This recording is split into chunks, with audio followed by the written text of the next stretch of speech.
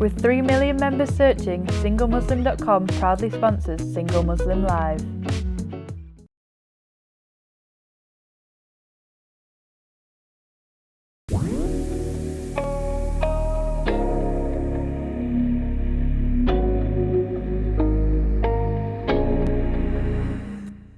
Salam and welcome to the Single Muslim Live, sponsored by SingleMuslim.com with me, Nazia Khatun. We are live here on Sky 752 and across Facebook, Instagram, and Twitter.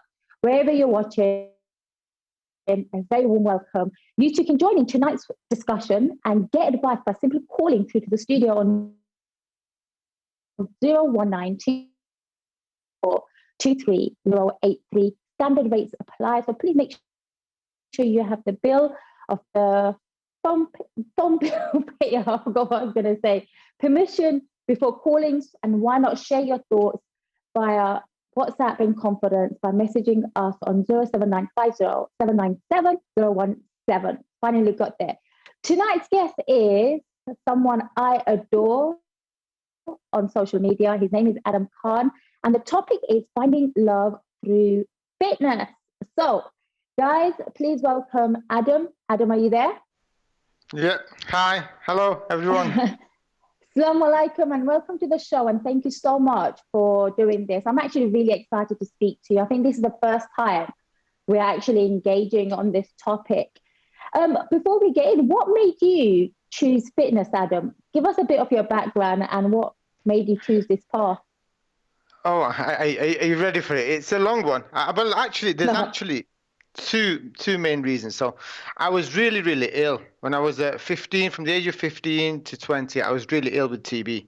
And when you lose something, then you appreciate its value. So I was really ill with TB. I was hospitalized, and I was bedbound for even a few months. And then when I was at that stage, I made a promise to myself and to God that if I got better, I would value my health. So to cut a long story short, and you can find the full details on my blog, in around the year 2000, I recovered. And after I recovered, I was always severely underweight. But after I recovered, I started gaining some weight. So the doctor said it was fantastic. It was great that I was gaining some weight. However, that's spiraled out of control, and I started gaining more and more weight. Then I became fat. So I had a friend who was into the gym, and he encouraged me to get into the gym. And I went with him once, and I caught the bug. But it took him like 3 or 4 months of convincing. So once again, to cut a long story short, I got into the gym and I caught the bug. I went crazy with it, lost the weight.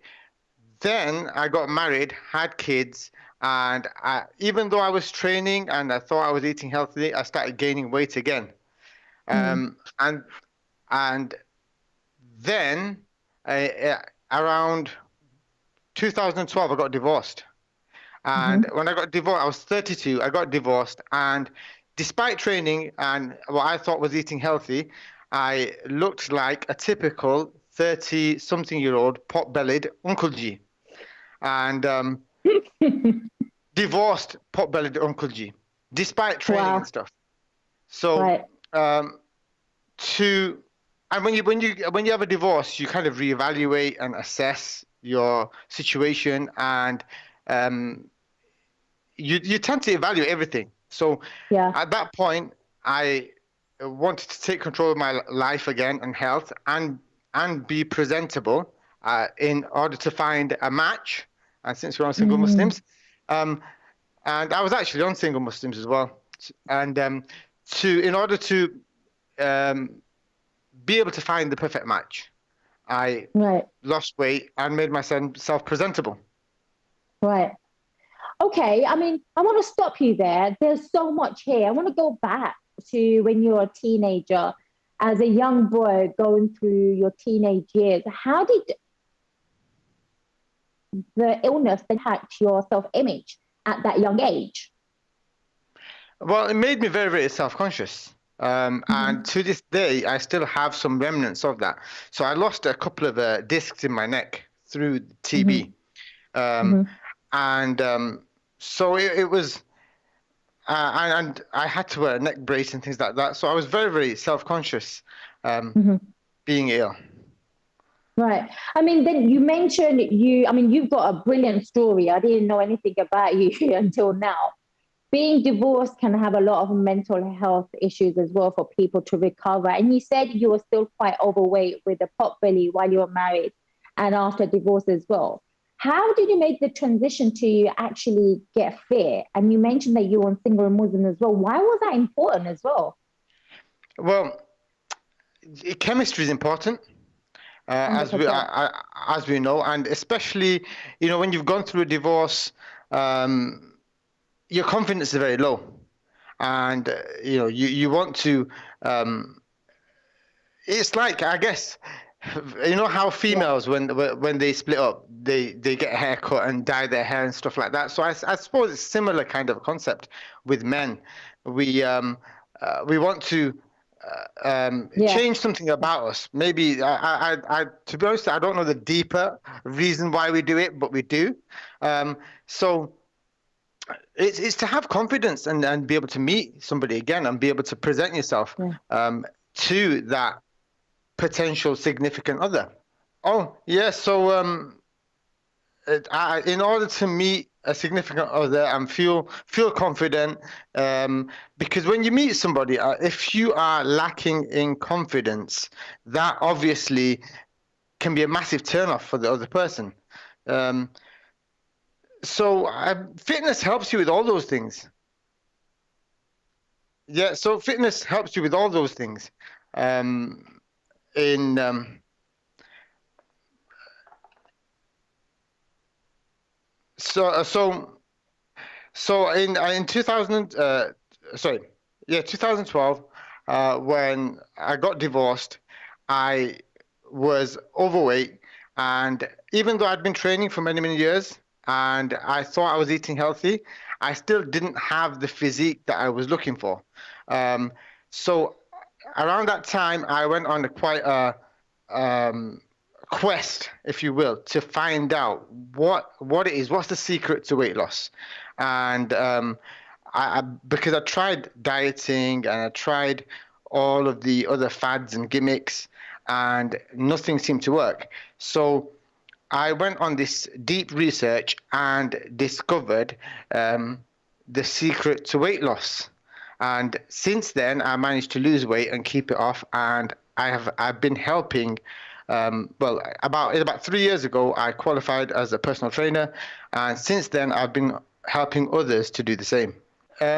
So around 3 years ago, I qualified as a personal trainer, and then about 2 years ago, I started my online weight loss coaching, Fit Dad Life Mastery, and since then, I've been helping dads lose weight and look, men in their 40s and 30s look better than their 20-year-old selves. And using a really simple process where they don't have to cut out curries or carbohydrates or do long hours of training in the gym. And I've been quite successfully running that and growing that since. So in terms of finding a partner, how fitness can be important is, as we've said, chemistry is important, but not just that. I believe if you have um, things that you do together, it can enhance the relationship. So, like my wife and I, we prepare meals together, and a man knowing how to cook definitely helps in a relationship. And then just be going out for walks, hiking, training, and doing things together helps couples bond. And generally, having energy and feeling good about yourself helps you to just have a better relationship in the sense that if say for example, say couples tend to sometimes bicker over petty things.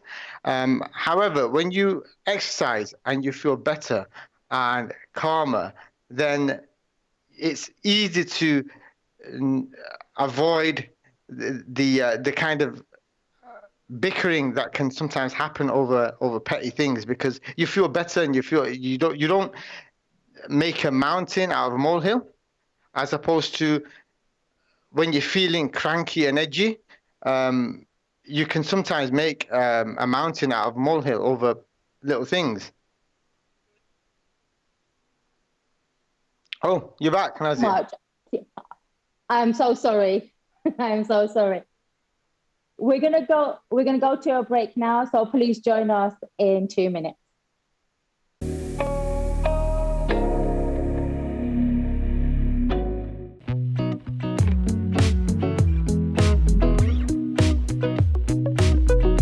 With 3 million members searching, SingleMuslim.com proudly sponsors Single Muslim Live.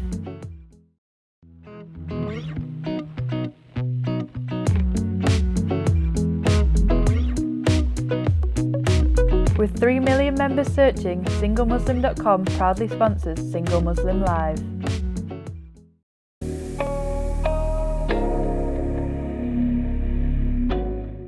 And welcome back. Apologies for the first segment. We would love to hear from you. Please make sure you message us your questions, any advice, maybe even the struggles you've had with your self-esteem, your confidence when it came to finding love.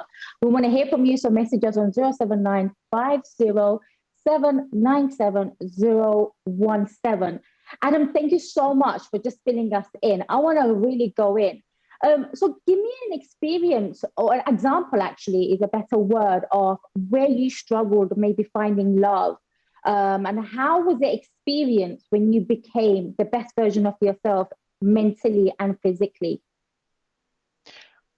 Well, to be honest with you, I struggle because, as with many people, I maybe had high expectations, too many high expectations.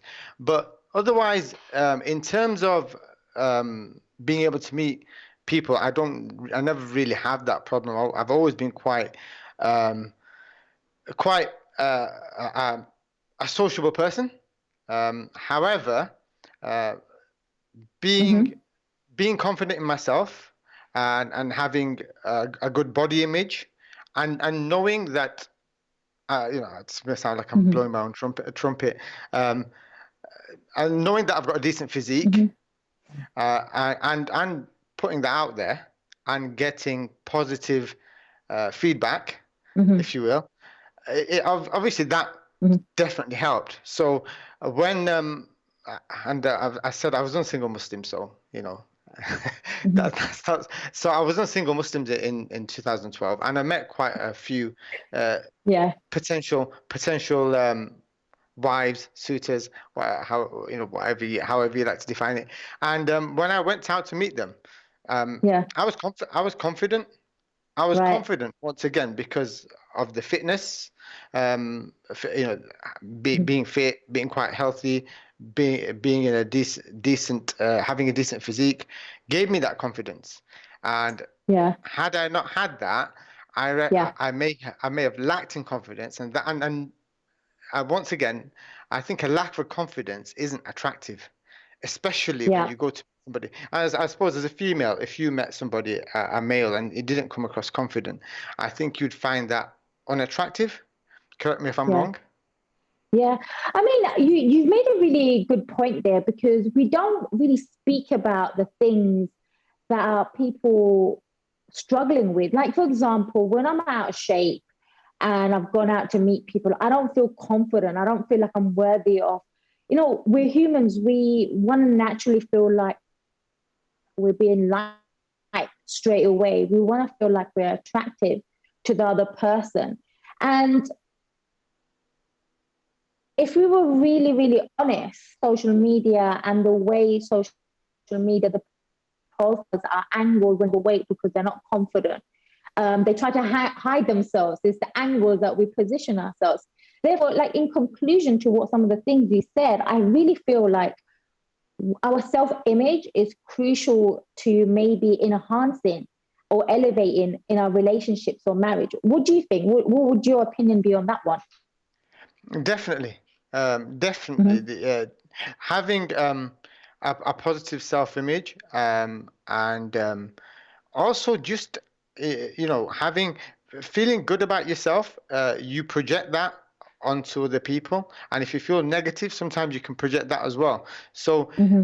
having a positive self-image can definitely enhance the marriage, and just being fit and healthy can enhance it, in many different ways. When you have Mm-hmm. positive energy, when you have energy and you have Yeah. positive energy and you feel good, that is contagious, just like negativity can be contagious. um, and chemistry, and all those things, and just having energy for your partner, Yeah. and being able to spend quality time together, and do things as couples, certainly benefits the marriage. I Yeah. mean, a lot of my clients tell me that they Yeah. found that their marriage has benefited. Um, Mm-hmm. if you go on my profile, I posted something today where a client of mine said that he started eating healthy, and once again, one of my unique selling points is that the foods and everything that I recommend, Yeah. the Asian foods, they're not very different Yeah. to what you'd already be eating. Right. The flavorful Asian foods, and the typical belief is that when you are trying to lose weight, you have to eat all these boring, bland foods. Um, Mm-hmm. so, and when I introduced them to a lot of the recipes that I have, the Mm-hmm. guys enjoy it, the wives taste it, and they enjoy it. So then the husband and wife start losing weight. But then, um, when Mm-hmm. when their wives get involved, they start going out together, going hiking, going walking, and things like that, and they find that that helps them bond. And Mm-hmm. even as I mentioned earlier, like with my wife, I'll do some meal prep and she'll help me out, and vice versa. And plus, when I was learning to cook healthy, or when I was learning to cook and cook healthy, um, it gave me that skill to be able to cook. So because I'm able to cook, and I'm quite handy in the kitchen, I can help my wife out, and that Wow. uh, adds value to the relationship, from my And part. that is the key word, is value. When you yourself as a partner isn't well, and you're unwell because you haven't exercised, you're not doing the mandatory compulsory things that you need to function, you're now doing a disservice to your partner and their needs and their desires. So adding value is so important that we remember this from what you just speak about. If you can take anything away, is how can you elevate yourself as an individual to add value in that marriage and that relationship. Thank you so much for that, Adam. We have a few questions, and I really want to answer the first one here, or ask the first one here is, Adam is a weight loss coach. My question is, as Ramadan is nearby, how can I lose some stomach belly fat without exercising? Over to you. This is Shine. So, it's gonna come as a surprise that majority of my clients, I'd say it's about 70%, don't exercise at all. Even though I encourage it, and exercise is fantastic for your mental health, for your well-being, just how you feel about yourself. And if anybody listening or watching can try this, like just do 15 minutes exercise in the morning and see how well your day goes. You'll feel more productive. You have much better clarity of thought. Um, so exercise is fantastic, and it's great for those things and improving your health. However, exercise is not actually required for weight loss. It only contributes to about 5% of your total calorie expenditure. So you can lose weight without exercising. You need to be in a calorie deficit. And the way you would do that is obviously selecting nutritious foods that are lower in calories, and controlling your portions, um, and avoiding snacking, and minimizing your consumption of junk food. Ramadan is perfect for that, because in order to lose weight, you need to get into a calorie deficit. And in Ramadan, it makes it easy because we won't be eating for 18 hours or so. So to get into a calorie deficit is very easy in Ramadan. You just have to be much more wiser with your food choices at suhoor and at iftar. I do have a 3,000 word blog post on my website. So, and that goes into extreme detail, tells you everything you need to do, including exercise. But once again, like I said, you don't need to exercise if you don't want to. Get into a calorie deficit and you'll lose belly fat.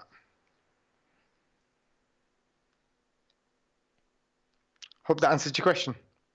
I mean, this is like news to everybody who's watching. I don't need to exercise. I can, yeah. They're probably thinking, I don't need to exercise. Amazing. But the point Adam is making here is very important. Is you have to go on a calorie deficit. You have to plan your meals. You have to understand it's not like magic. There's no magic pill out there. So just to make sure you guys get that, you still have to focus on the diet, which is actually more than 80% that contributes to your weight loss or your weight gain. Okay, thank you. My next question, somebody just commented saying, Alhamdulillah, you recovered in the year 2000. And yeah, I mean, look at you, Adam. You're like a miracle. You're definitely somebody that will inspire other men as well in the South Asian Muslim community. So thank you for that, whoever sent that message. The next question is, how do I approach a lady who I never met if I've seen her running around? For example, she might not be Muslim. Okay, let's ask it a better way. How does a man approach a woman that he likes? What will be the best way to do it? Just strike up a conversation, really. You'd have to find, but don't make it very obvious that you see, it has to be, what's the word I'm looking for now? It can't be obvious that you're trying to strike up a conversation. It has to be situational. That's the word I'm looking for. I'm not an expert on meeting women, but this is how I would do it if I was looking. I'll answer that actually. I think as a woman, we like very direct approaches. It's the person that is very certain about themselves. And I think, again, it's about how confident you are in your image, because self-image literally has a huge impact on people approaching people that they like or they want to approach. So it all goes back to what your point was about using fitness as a way of increasing your confidence. And then that will increase the chances of you asking somebody else out or, approaching them. Yeah. So, right? I mean, I'll add to that, Naz. So when I was on Single Muslim, right, I had some decent images, and it was obvious that I didn't have topless pictures or anything like that, like I do on my fitness pages. Yeah. But it was obvious that I had a decent physique. And I had a rule on Single Muslims, guys, if you're on here, don't send a million messages out to a million women, right? So I never sent messages out. I just did not send messages out. I would, so when you're asking how do you approach a woman, I don't often do the approaching. So I would only respond to messages. So I would just have this, because I knew, and other women told me that they get bombarded with hundreds of messages a day, right? Mm-hmm. And if you are going to send a message, you need to find a way of standing out from the crowd. Mm-hmm. And you have to be sometimes a little bit quirky and confident. Mm-hmm. You have to come across confident and approach it differently. But generally, they're getting hundreds of messages a day. How are you going to stand out? So present yourself in a way, and once again, it can be used in marketing. We call it, the attraction marketing. So you attract the customer or the consumer to you. So in this case, you have to present yourself in a manner that makes you attractive, that attracts the person to you, rather than you having to go after them. Right. Yes. And the best way is through. Come on, Nazia. Best way you can do that is through.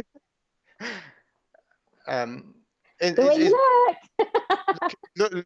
Losing weight, looking good. all of that stuff. We are going to be going on a break shortly, Adam. Thank you for answering some of those questions. Please make sure you take the time out today to message us if you guys have any questions about fitness, love, Ramadan, whatever it is, on 07950797017. And we shall see you in a very short while.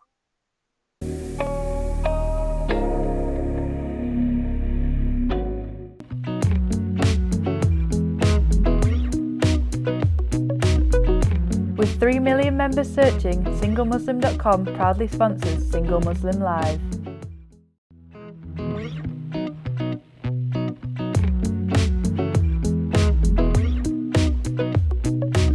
With 3 million members searching, SingleMuslim.com proudly sponsors Single Muslim Live.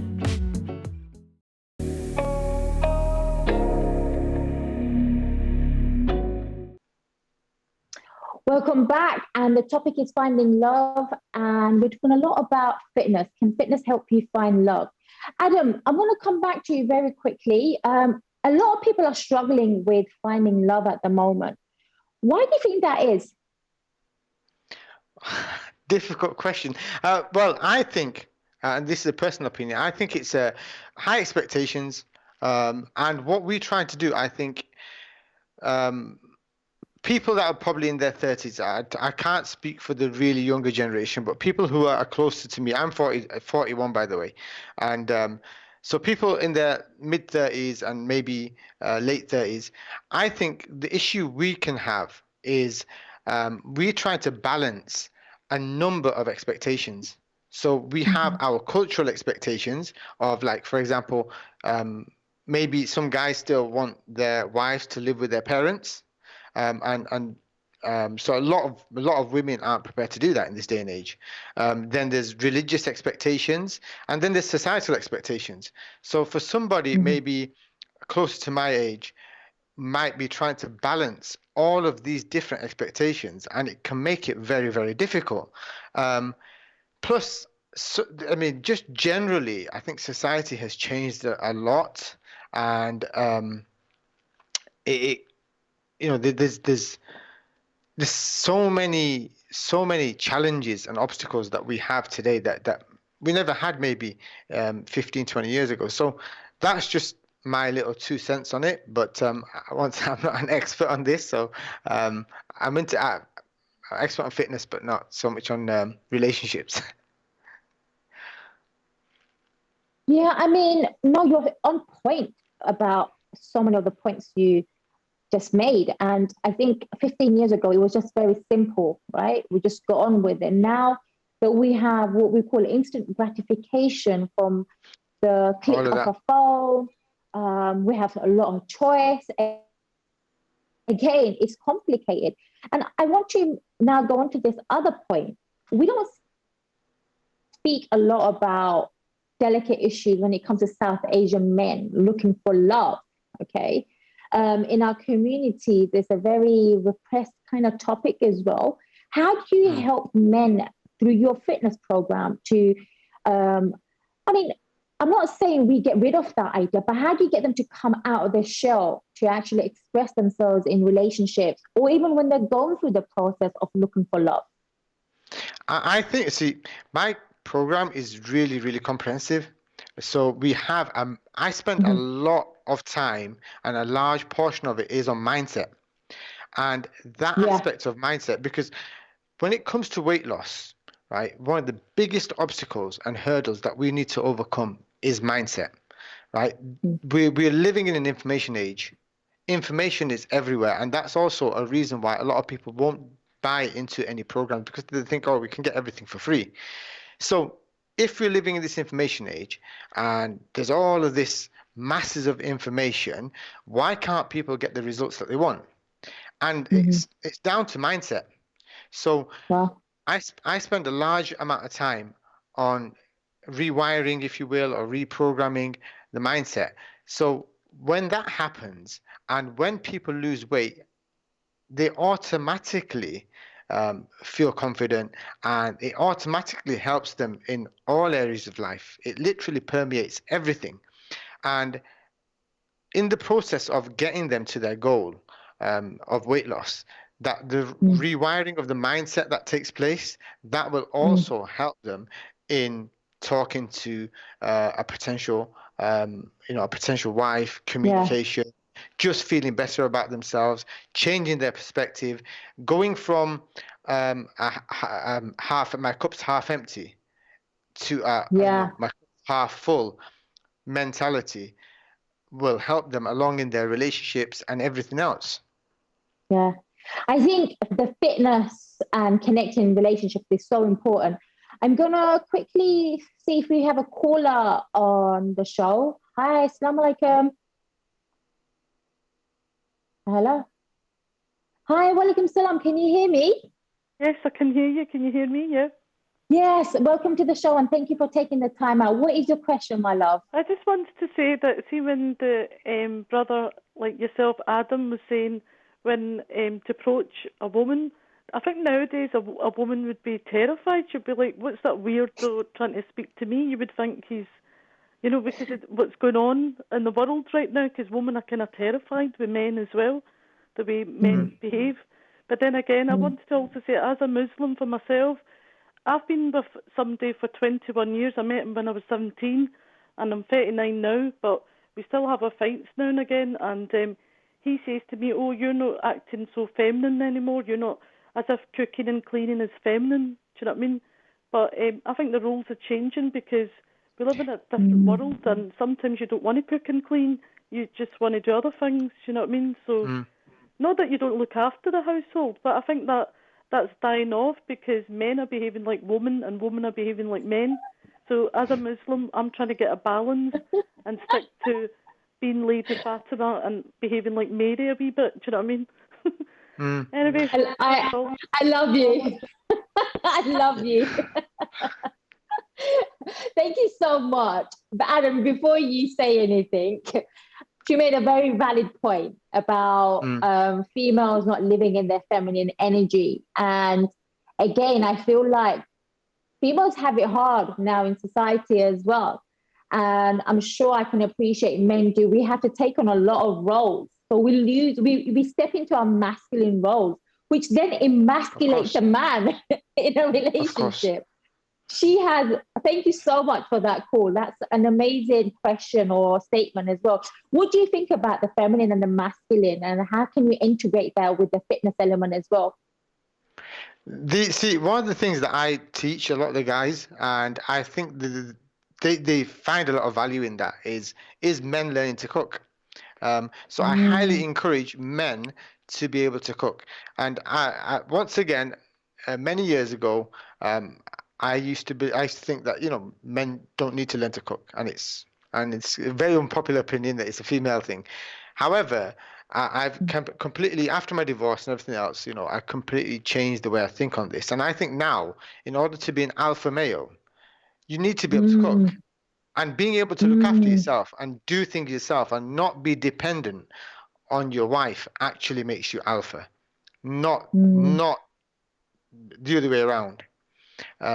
So I think a lot of men add value to their relationships, and their wives thank me for it as well, that their fellas are able to cook. I mean, I can talk from my own experience as well, just going off from that point. I used to be very much involved in fitness, being a boxer, and I didn't know how to switch from my masculine energy to my feminine energy. And I think every time I got to know somebody on dating sites or even for a cup of coffee, I was too boisterous. Now I know better. But it's something also we need to teach our young generation or people who are actually going out looking for love, especially coming out of lockdown. So it's a lot to, I think we can talk about this for ages. Okay, I'm going to move on quickly because time is flying by. Male body and confidence. Can you give us an insight of the South Asian community, because you deal with them a lot? What are the struggles that Asian men are going with their body and their confidence levels? I know you picked on it a little bit. Well, generally, it's a taboo subject for men. A lot of Asian men tend to be in denial, and they have a macho thing about them, and they tend to be in denial. It's only when I build rapport with them, and dig deep, and they feel confident in speaking to me, do they start to kind of open up about these things. And once again, on the program, I tend to ask some deep questions, like, if you had no limits, where would you be, or what would you do, or who would you be, or what would you become if you had no limits? And Right. then I ask questions in relation to how their weight has held them back. And it's strange, but quite often they've never thought about it. They've never Yeah. actually thought about it till that point. And when they do think about it, honestly, some really, really deep things come out. So one brother who was quite high up in some charity, and he's a fundraiser. And he used to always be at social events, or raising funds, and very sociable. As he gained weight over the years, he noticed that he was, well, at the time he didn't notice, but after these questions, he said that he noticed that he was withdrawing slowly. He was fading into the background, and he never quite put his finger on it until we went through this process where I dug deep. And then he goes, "Do you know what? It kind of hit me that I was actually fading into the background because I was conscious of my weight. I didn't know it at the Right. time that it was Yeah. because of my, his body image, but standing in front of a crowd, I felt people were judging me, people were looking at me, and so I would start making excuses for turning up, for not turning up at events, and this kind of proliferated to the point where I found myself that I was completely started to become isolated, and it was complete contrast to how he was previously. And similarly, somebody else in quite a high up career, he said that he stopped trying to seek promotion, because if he sought promotion, it would mean that he has to give more presentations and be in front of a large audience. And he was Wow. thinking that, look, how can this guy lead an organization or do this project that requires a lot of energy, and it needs somebody who's got a lot of energy, drive, and all the rest of it, when he looks like that? If he's 5, 6 stones overweight, like, how can he Wow. have the energy, or how can he manage this when, and I'm not saying it's right or wrong, or whether it's, and you shouldn't judge people like that, but Yeah. people, and whether it's right or wrong, these are the thoughts that individuals are having. But having said that, I get a lot of messages from guys who tell me that they're not overweight. So I had one recently, and this is quite common. So the brother said to me, he's similar height to me. I'm 5'7", and Yeah. at my ideal weight, if I was completely had no muscle, nothing, I'd be about 69 kg. So this brother told me Adam, sorry, yeah. I want you to hold that story right there. Unfortunately, we have to go on a break very soon. So Okay. just hold your thought there. I want you to come back to that. We're coming into the last segment of our show today, and time is flying by. Please make sure you join us, and make sure you call or text us on 079 50 797 and we shall see you very shortly for the last segment.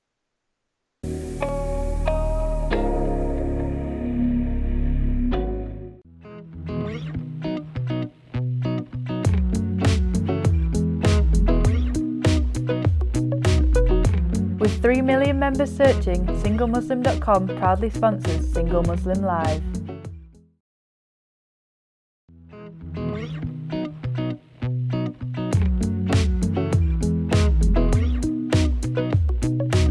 With 3 million members searching, SingleMuslim.com proudly sponsors Single Muslim Live.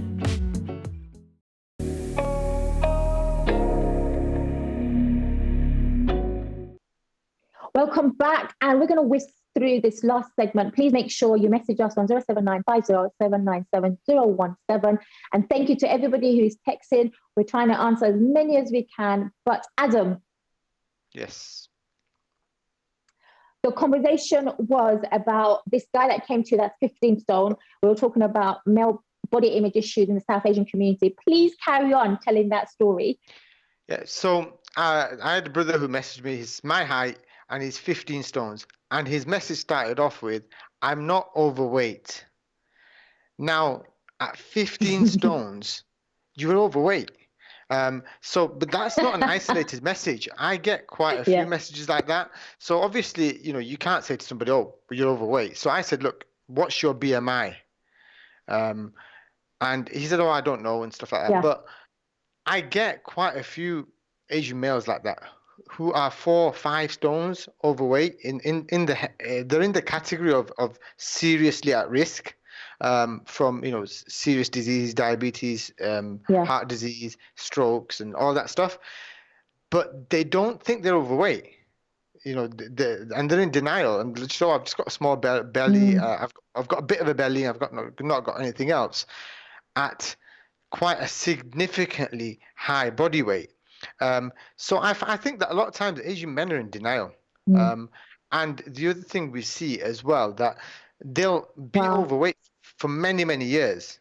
Like, and I always use this example, like a pot-bellied Uncle G, because growing up, like when I was a teenager, I never thought that I would grow up to look like some of my dad's friends, at the time.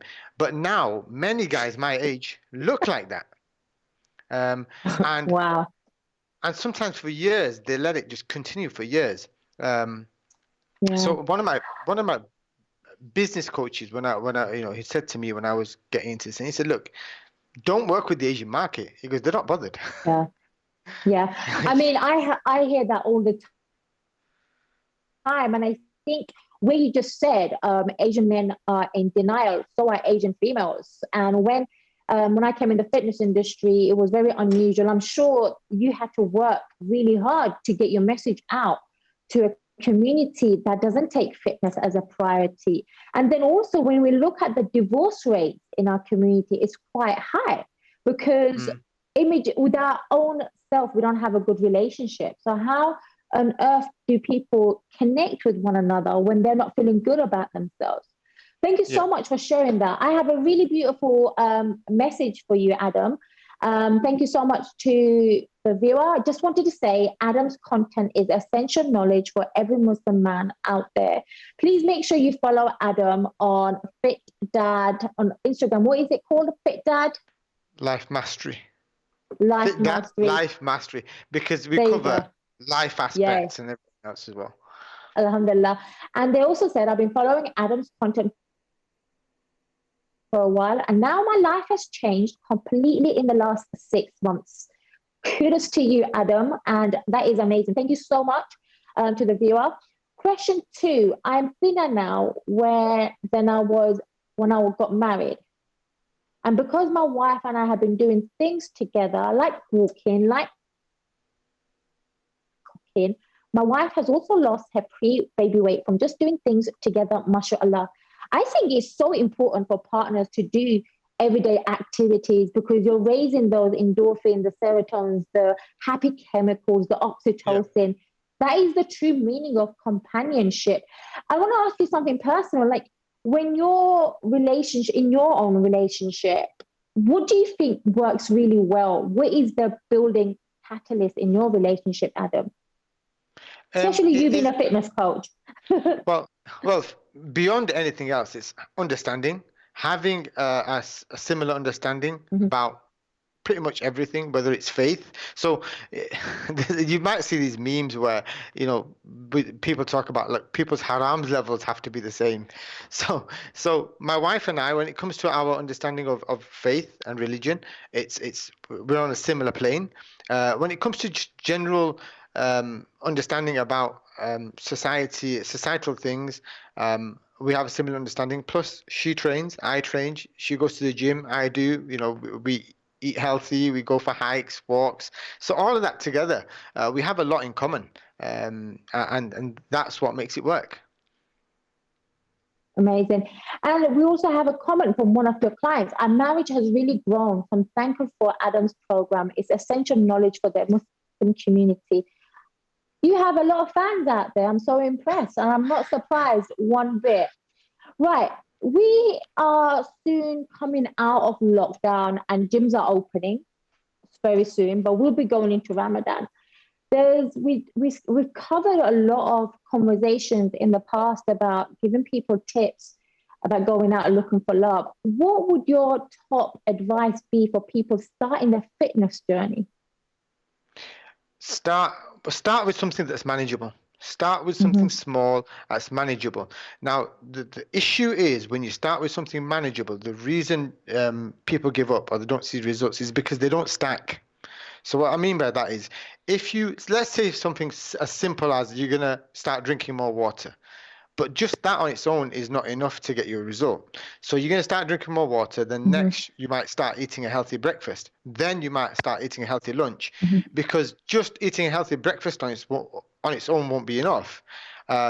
Just walking 1,000 steps won't be enough, but you need to keep stacking and building on those.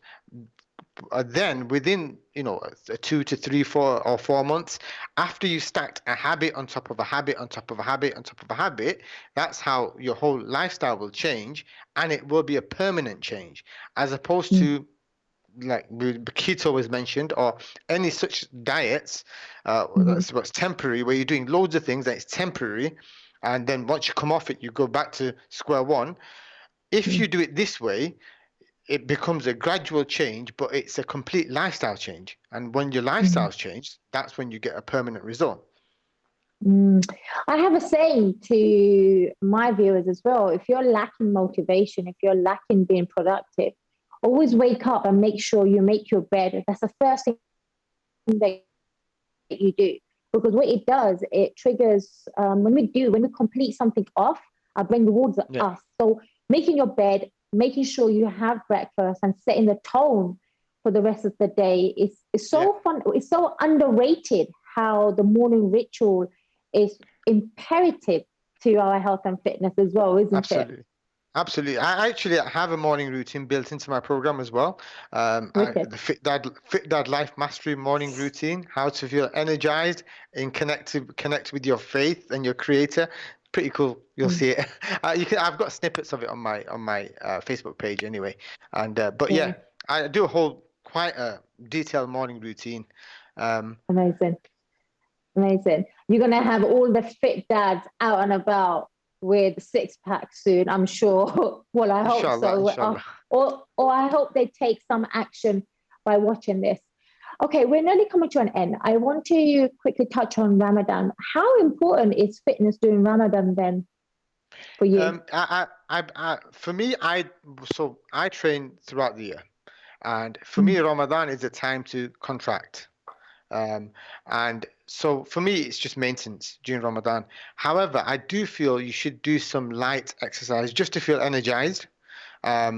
And just to feel, like I said, the happy chemicals. And it's counterintuitive, but doing some light exercise will actually help you feel more energized during the day, as opposed to not doing anything. But for weight loss, Ramadan is very, very conducive because it's easy to achieve a calorie deficit. And walking, if you've never exercised, walking is a fantastic thing to start doing in Ramadan, in addition to obviously eating healthy.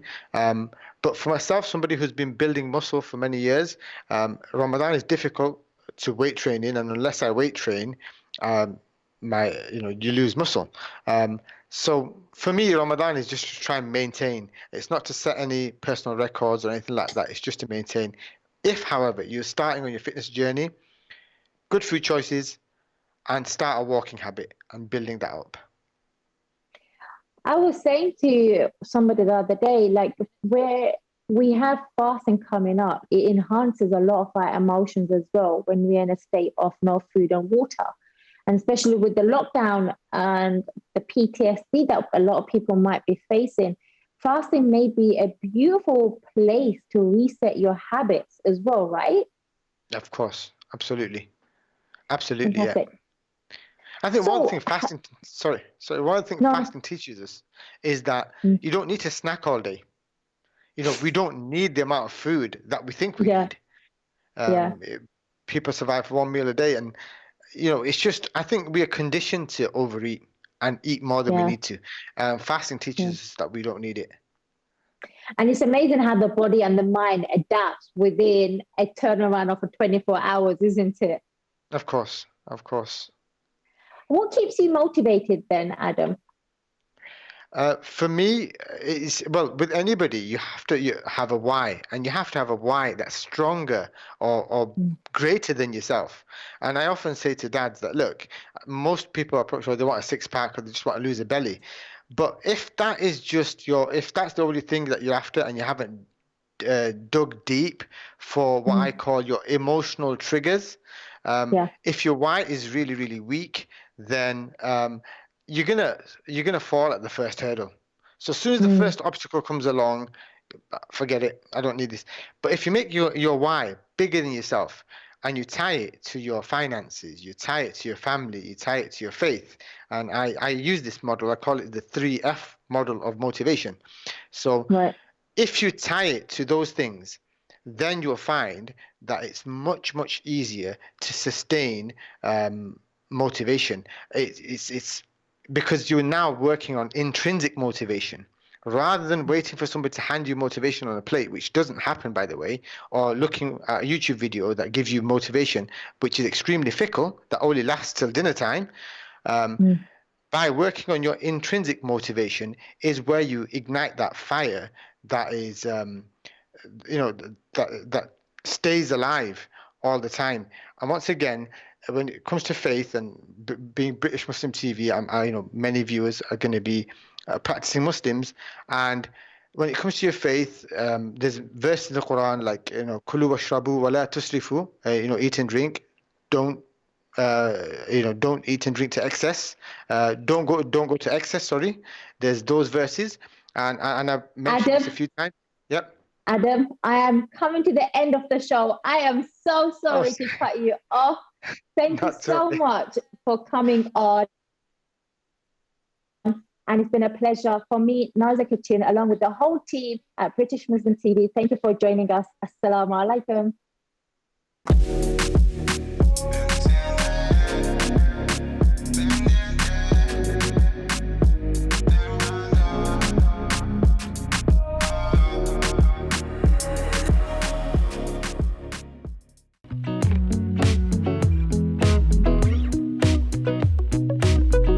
With 3 million members searching, singlemuslim.com proudly sponsors Single Muslim Live.